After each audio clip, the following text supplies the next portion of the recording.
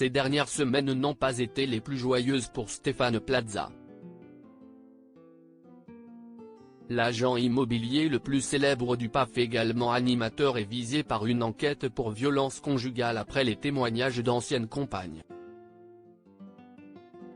Plus encore, une de ses proches l'a lâché, et donne les raisons de ce départ inattendu.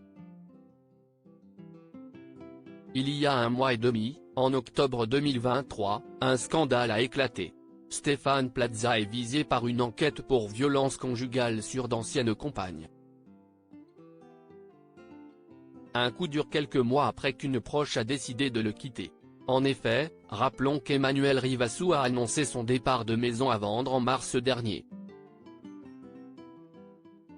J'ai décidé de ne pas intervenir dans la saison prochaine.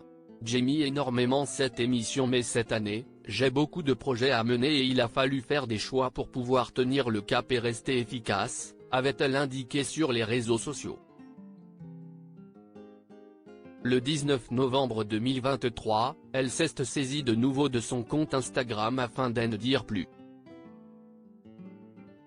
Emmanuel Rivassou se lance dans une nouvelle aventure. Lorsque j'ai annoncé mon départ de l'émission l'hiver dernier, je vous avais expliqué travailler sur un projet d'envergure sur le thème de l'habitat écologique. Une aventure passionnante que je venais de rejoindre quelques semaines plus tôt. À l'époque je ne pouvais vous en dévoiler davantage, mais aujourd'hui, je peux enfin vous en parler, lance alors la charmante jeune femme à la belle chevelure bouclée. Et de révéler qu'elle a rejoint l'aventure Archegréen, société proposant un système constructif autoporteur, en forme d'arche, qui ne comporte ni béton ni acier, une petite révolution dans l'univers de l'habitat.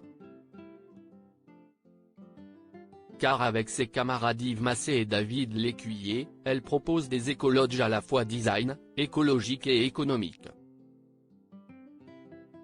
Ce nouveau projet enfin concrétisé, l'amoureuse du DJ Gilles Lucas en est on ne peut plus fière.